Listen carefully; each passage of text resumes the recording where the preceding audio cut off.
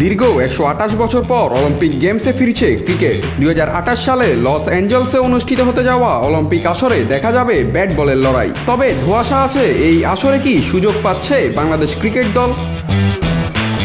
আন্তর্জাতিক অলিম্পিক কমিটির ঘোষণা অনুযায়ী পুরুষ ও নারী বিভাগে মোট 6টি করে দল অংশ নেবে অলিম্পিকে। ম্যাচ হবে টি-20 ফরম্যাটে, আর প্রতিটি দলে থাকবেন সর্বোচ্চ 15 জন খেলোয়াড়। কিন্তু প্রশ্ন, কিভাবে নির্বাচন হবে এই 6 দল?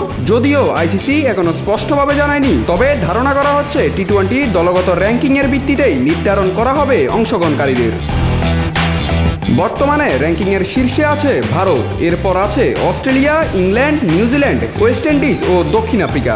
এই 6 দলই যদি সরাসরি সুযোগ পায় তাহলে বাদ যাবে বাংলাদেশ, কারণ বাংলাদেশের অবস্থান 9। এছাড়াও বাদ যাবে পাকিস্তান, শ্রীলঙ্কা ও আফগানিস্তানও। তবে এখনও সবকিছু নির্ভর করছে আইসিসির আনুষ্ঠানিক ঘোষণা ও বাছাই প্রক্রিয়ার উপর। আয়োজক দেশ হিসেবে সরাসরি সুযোগ পেতে পারে যুক্তরাষ্ট্র। অলিম্পিকে ক্রিকেট প্রথম ও একবার মাত্র আয়োজন হয়েছিল 1900 সালে। তখন গ্রেট ব্রিটেন জিতেছিল স্বর্ণ, আর ফ্রেঞ্চ অ্যাথলেটিক ক্লাব ইউনিয়ন জয় করেছিল রৌপ্য। এরপর ক্রিকেটকে আর দেখা যায়নি এই বিশ্বমঞ্চে। 1986 সালে অ্যাথেন্স অলিম্পিকে ক্রিকেট রাখা হলেও পর্যাপ্ত সংখ্যক দল অংশ না নেওয়ায় শেষ পর্যন্ত মাঠেই গড়ায়নি বল। আইসিসি বহুবার চেষ্টা করেছে ক্রিকেটকে অলিম্পিকে আনার, কিন্তু এবারই সম্ভবত সেই অপেক্ষার অবসান ঘটছে। তাই বাংলাদেশের সামনে এখন বড় সুযোগ র্যাঙ্কিংয়ের উন্নতি করে 2028 অলিম্পিকে জায়গা করে নেওয়া। নাত রাহুল, নিউজ না স্পোর্টস।